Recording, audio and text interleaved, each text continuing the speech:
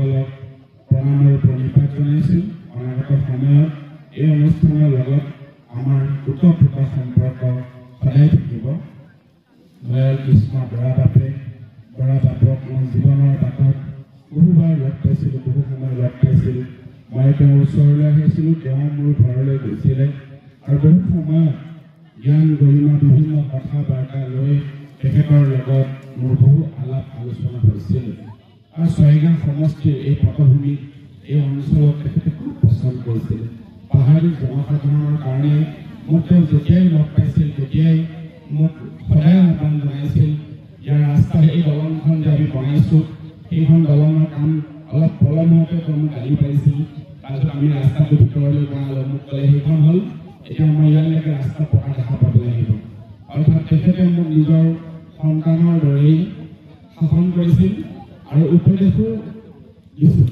ৰাজনৈতিক জীৱনত তেখেতৰ মোৰ পথ দলীয় আছিল, কিন্তু মানৱ জীৱনত তেখেতৰ বহুখিনি কথাই আজিও মোক উদ্বুদ্ধ কৰে আৰু মই সদায় এই অনুষ্ঠানৰ লগত জড়িত থাকোঁ। যোৱা সময়ত আমি বিধায়ক গোজেৰে ভালেকেইটা স্থান ইয়াতে প্ৰদান কৰিছোঁ। কিছুদিন আগতে আমি 10 লক্ষ টকা মূল যিখন গেট, সেইখন গেটৰ কাৰণে পূৰণৰ কাৰণে আমি ইতিমধ্যে আৰম্ভ কৰিছোঁ, কিন্তু আমাক তাতে আৰু পইচা লাগিব আৰু তাত আমি নিশ্চয় পৰ্যায়ক্ৰমে আৰু কৰিম। আৰু আপোনালোকে নিশ্চয় আশীৰ্বাদ দিব। আমি এটা পৰিকাঠামো কমিটি, গোটেই নিৰ্মাণ কমিটি এটা পৰিকাঠামো বনাইছে। অহা সময়ত আপোনালোকৰ আগত আমি সেইখন ৰাজহুৱা কৰিম। সেইখনৰ ওপৰত আলোচনা বিলোচনা চলি আছে। আমাৰ বাপজি আছিল, তেখেতৰ নাম কি আছিল, ইয়াতে প্ৰদান কৰিছোঁ। কিছুদিন আগতে আমি 10 লক্ষ টকা মূল যিখন গেট, সেইখন গেটৰ কাৰণে পূৰণৰ কাৰণে আমি ইতিমধ্যে আৰম্ভ কৰিছোঁ, কিন্তু আমাক তাতে আৰু পইচা লাগিব আৰু তাত আমি নিশ্চয় পৰ্যায়ক্ৰমে আৰু কৰিম। আৰু আপোনালোকে নিশ্চয় আশীৰ্বাদ দিব। আমি এটা পৰিকাঠামো কমিটি, গোটেই নিৰ্মাণ কমিটি এটা পৰিকাঠামো বনাইছে। অহা সময়ত আপোনালোকৰ আগত আমি সেইখন ৰাজহুৱা কৰিম। সেইখনৰ ওপৰত আলোচনা বিলোচনা চলি আছে। আমাৰ বাপজি আছিল, তেখেতৰ নাম কি আছিল, এইবিলাক ডিজাইন কৰিছিল।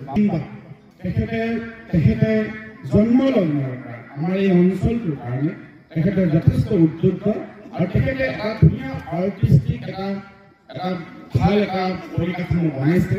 অনাগত সময়ত সেইটো আমি ৰাইজৰ আগত প্লে কৰিম, ৰাইজৰ আগত আমি দেখুৱাম। তাত কিছু আলোচনা বিলোচনা, মাটি বাৰীৰ কথা, এনেকুৱা কথা আছে, যাতে বহু বছৰলৈকে, বহু দিনলৈকে ইয়াত দয়াল বাপৰ সিহঁতসকলে আহি সাহিত্য চৰ্চাই হওক, ধৰ্ম চৰ্চাই হওক, শিক্ষা চৰ্চাই হওক, এই ভূমিৰ ভাগৰ ভিতৰত আহি যাতে কৰিব পাৰে।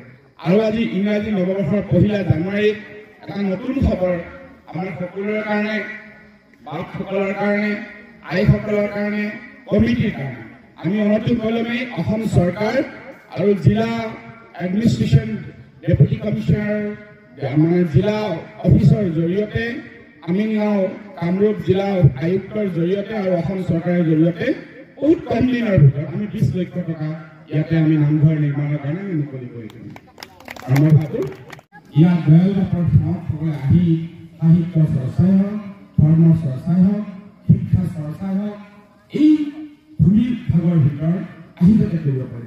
আৰু আজি ইংৰাজী নৱবৰ্ষৰ 1 জানুৱাৰীত এটা নতুন খবৰ আমাৰ সকলোৰে কাৰণে, বাপসকলৰ কাৰণে, আইসকলৰ কাৰণে, কমিটিৰ কাৰণে। আমি অনতিপলমে অসম চৰকাৰ আৰু জিলা এডমিনিষ্ট্ৰেশ্যন ডেপুটি কমিশ্যনাৰ, জিলা অফিচৰ জৰিয়তে, আমিনগাঁও কামৰূপ জিলা আয়ুক্তৰ জৰিয়তে আৰু অসম চৰকাৰৰ জৰিয়তে বহুত কম দিনৰ ভিতৰত আমি 20 লক্ষ টকা ইয়াতে আমি নামঘৰ নিৰ্মাণৰ কাৰণে মুকলি কৰি দিম।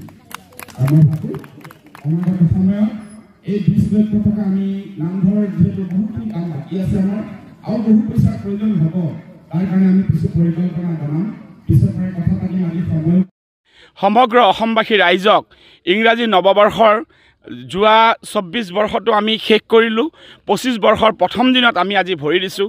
আপোনালোকৰ প্ৰত্যেকটো ইলেক্ট্ৰনিক মিডিয়া, প্ৰিণ্ট মিডিয়াৰ প্ৰত্যেকটো পৰিবাৰলৈ প্ৰত্যেকটো সেৱা জনাই থকা ইয়াত অফিচিয়েলসকললৈ, সমগ্ৰ অসমৰ সংবাদদাতালৈ, আপোনালোকৰ ভাৰতবৰ্ষৰ সংবাদদাতালৈ, সমগ্ৰ অসমবাসী ৰাইজ দক্ষিণ কামৰূপবাসী ৰাইজ, ছয়গাঁওবাসী ৰাইজ, সমগ্ৰ আমাৰ গোটেই সকলোলৈ মই নৱবৰ্ষৰ শুভেচ্ছা জ্ঞাপন কৰিলোঁ।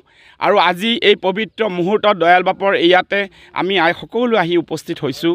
আমি আজি নামভাগত অংশগ্ৰহণ কৰিছোঁ আৰু প্ৰত্যেক বছৰে আমি ইয়াতে শান্তি পাওঁ, ইয়ালৈ আহোঁ। আৰু আজি আপোনালোকক জনাবলৈ পাই সুখী হৈছোঁ, যোৱা সময়ত আপোনালোকৰ আগত মই কৈছিলোঁ যে ছয়গাঁৱৰ পৰা উকিয়ামলৈ নেচিটছৰ জৰিয়তে 100 কোটি টকা আমি ব্যয় কৰি ৰাস্তা নিৰ্মাণ কৰিম।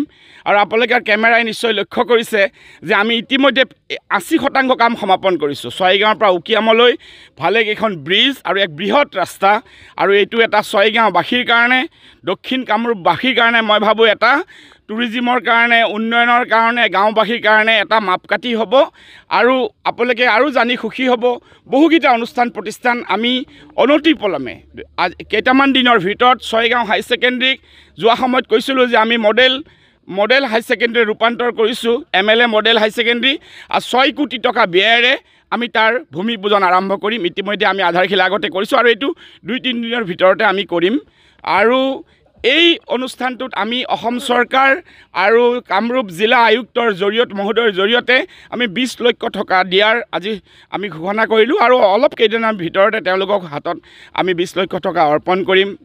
অনাগত সময়ত এই অনুষ্ঠানটোক চাৰিওফালে যাতে আগুৱাই লৈ যাব পাৰোঁ, আমি তাৰে এটা পৰিকাঠামো এটা বনাই আছোঁ। আমাৰ বাপসকলে সেইটো বনাই আছে। আৰু অনাগত সময়ত এই বৃহত্তৰ অঞ্চলক চাৰিওফালৰ পৰা যাতে আমি আগুৱাই লৈ যাব পাৰোঁ। ছয়গাঁৱৰ পৰা একদম সেইফালে চনতলীলৈকে আমি এটা বৃহৎ প্ৰজেক্টৰ কাৰণে PWDৰ এটা বৃহৎ অসম মালাটাৰ প্ৰজেক্টৰ কাৰণে আমি লাগি আছোঁ। আপোনালোকে আশীৰ্বাদ কৰিব। সকলো দিশত আমাৰ ৰাইজ যাতে শান্তিত থাকে, আমাৰ ৰাইজ যাতে সুখত থাকে, আমাৰ ৰাইজৰ, আমাৰ জনসাধাৰণৰ বিপদৰ সময়ত সকলোৱে যাতে আমি থিয় হ'ব পাৰোঁ, আমি মানুহবোৰ যাতে শান্তিত থাকিব পাৰোঁ, অসমখন তথা আমাৰ অঞ্চলবোৰ আমি যাতে আগুৱাই যাব পাৰোঁ। আৰু অসম প্ৰদেশ কংগ্ৰেছ কমিটিৰ এজন বিষয়ববীয়া হিচাপে, ভাৰতীয় জাতীয় কংগ্ৰেছৰ AICC মেম্বাৰ হিচাপে, বিধায়ক হিচাপে আপোনালোকক মোৰ দলৰ ফালৰ পৰা, অসম প্ৰদেশ কংগ্ৰেছ কমিটিৰ ফালৰ পৰা, অসমৰ বিধায়িনী দলৰ ফালৰ পৰা আৰু বিধায়ক হিচাপে ৰাইজৰ হৈ সকলোৰে হৈ আকৌ এবাৰ মোৰ দলীয়ভাৱেও আপোনালোকক মই শুভেচ্ছা জ্ঞাপন কৰিছোঁ। আৰু বহু কথা বাৰ্তা আছে, অনাগত ভৱিষ্যতত পাতিম। যিহেতু এটা বিশেষ অনুষ্ঠানত আহিছোঁ, গতিকে আজি সেইবিলাক কথা নকওঁ। ধন্যবাদ।